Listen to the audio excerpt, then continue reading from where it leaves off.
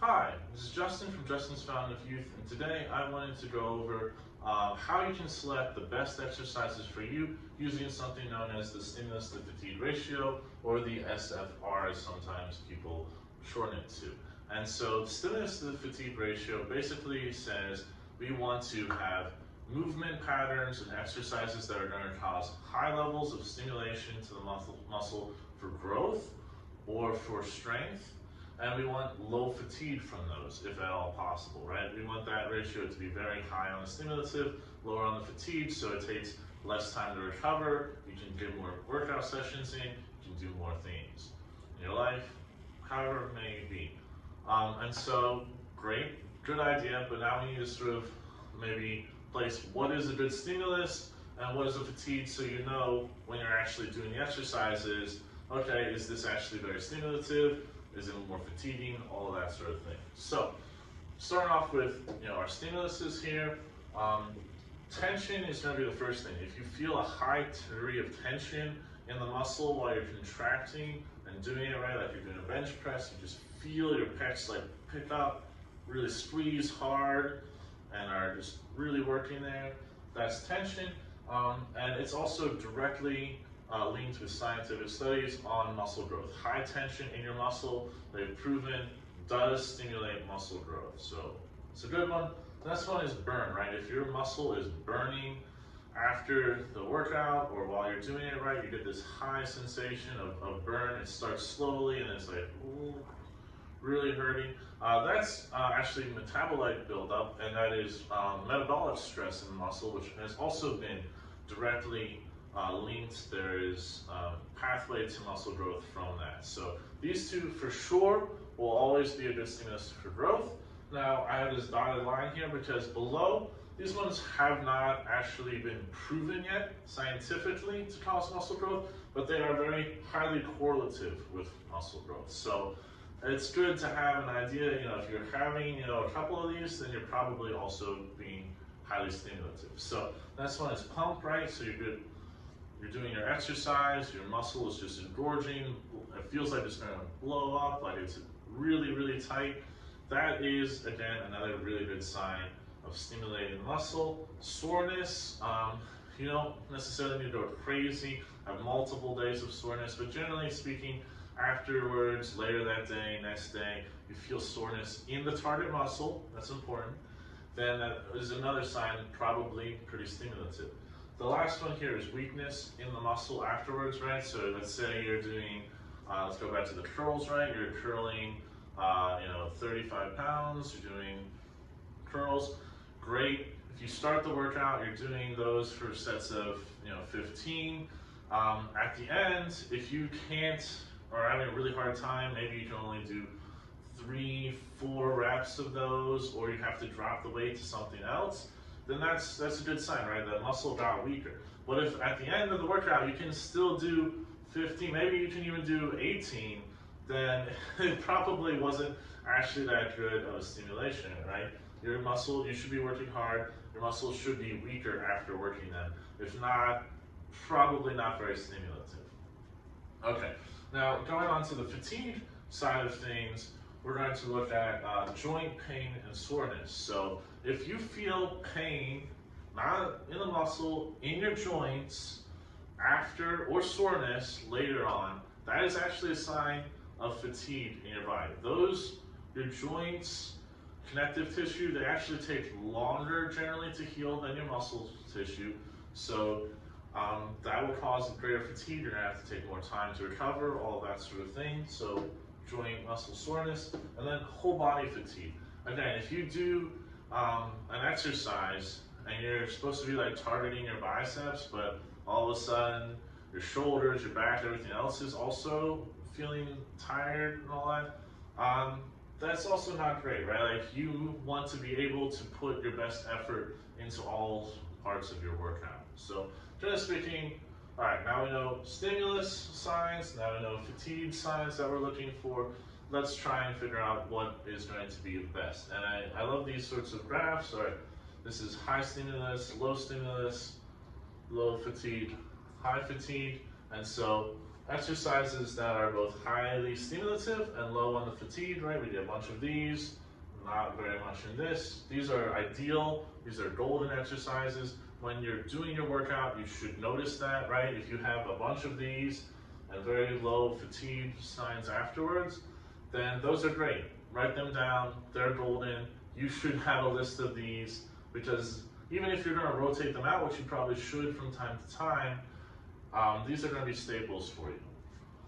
You're going to need to do a little bit of finding it for yourself. For me, I really have found doing the time stack contraction chest workout is great for me, for my chest. I get a really good sensation of burn, pump, tension, sometimes a bit of soreness later that day. And I don't feel very fatigued, right? There's no pain in the joints, no fatigue in any other sort of the body. So, I've identified, great, that's a good one for me in this golden ideal. All right, so high stimulus, high fatigue, these are good, but probably should be limited per session, right? So because they're so fatiguing, you can really only have one, maybe two of these, but they're good stimulus, so you should probably have them. And a lot of times, some people will be like, well, maybe I just want to stay here, but hard stuff like the deadlift, very good whole body workout. Well, not quite whole body, but lower body, back, all that stuff. It has a huge whole body fatigue cost to it. So you can't be doing a lot of them in a session, but they are pretty good for you to have at least one or two of in your sessions. Now, low stimulus, low fatigue, we're gonna have to really go with why, right? Because if you're just going to the gym, picking up super light dumbbells, doing like this, working like, oh yeah, I did something, put them back down, you don't feel any sort of stimulative effects nor fatigue. It's like, okay, but why? Why did you do that? Like, we're not doing anything there. So those probably not at all, but for something, I feel like skill work tends to work really well in here. So for example, if you look at my programming right now, I'm trying to work on getting better at handstands, doing handstands. So I do a little bit of handstand work, generally about 10 to 15 minutes before I work out. I do this still work. It is very low stimulus. I'm not really getting much growth at all by doing this in the target muscles, but it's also fairly low fatigue, so not a big deal. Also sort of a decent warm-up. If you have another sport, let's say you play basketball or whatnot, you can go and shoot hoops before. It's a nice warm-up. It's low stimulus, low fatigue. These sorts of skill type stuff can fit into your program. That can be an alright warm-up, just get the blood pumping sort of thing. You should definitely always do these before you start your workout. You should not throw skill work at the end of a workout. That's very bad for a couple of reasons. One, you're going to probably be pretty tired at the end of it, so you're not going to be able to perform your skills nearly as well. And the second thing is, if you do end up being able to perform some of the skills, you're going to be doing it in a fatigued fashion, and so you're going to actually train a new skill set. And so when you go to do it fresh, you're going to have this weird fatigued skill set that your body's going to go for, and it's actually not going to work out very well at all. You want to do your skills while you're fresh, more or less. So that's good. And now, lastly, we got the low stimulus, high fatigue. Definitely probably cut. If you're not getting any good stimulus, no muscle growth, no strength, nothing, but you're getting joint pain, sore, whole body fatigue, yeah, bad things, probably cut those if you notice them. An example that could probably fit in here is, generally speaking, very heavy, low rep, low range of motion, right? You're it seems, and it can seem like it's a good idea. You're yeah, I'm gonna load up this bar, gonna do a bench press, but you're doing an inch, and it's super fatiguing, right? You do it, tired, but you won't really tend to feel any of these stimulative effects. And generally speaking, you just feel tired.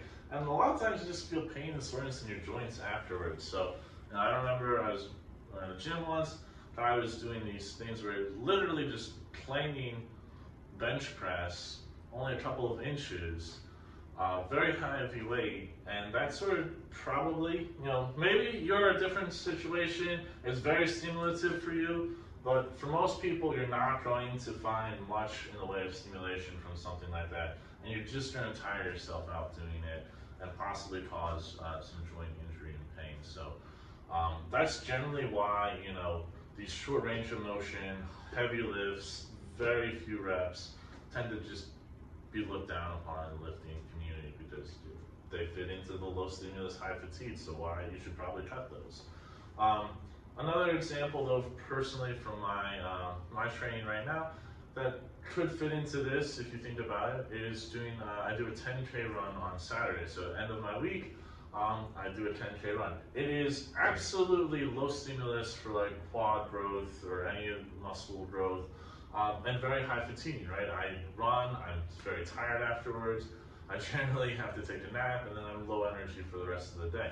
And so, there's a good argument that I should probably cut that if I want to maximize completely muscle growth. But the thing is, I have cut that back to sort of a maintenance level. I still want to have the ability to do this type of running. So I've cut it to maintenance levels. I put it at the end of my week.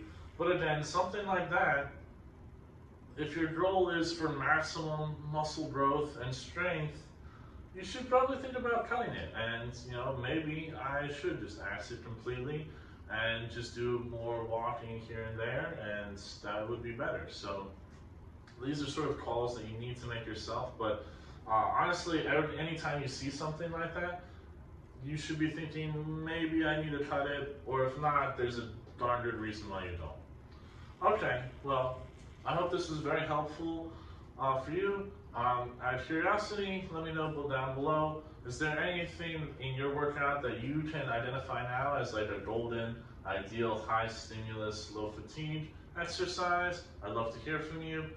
All right, have a great one.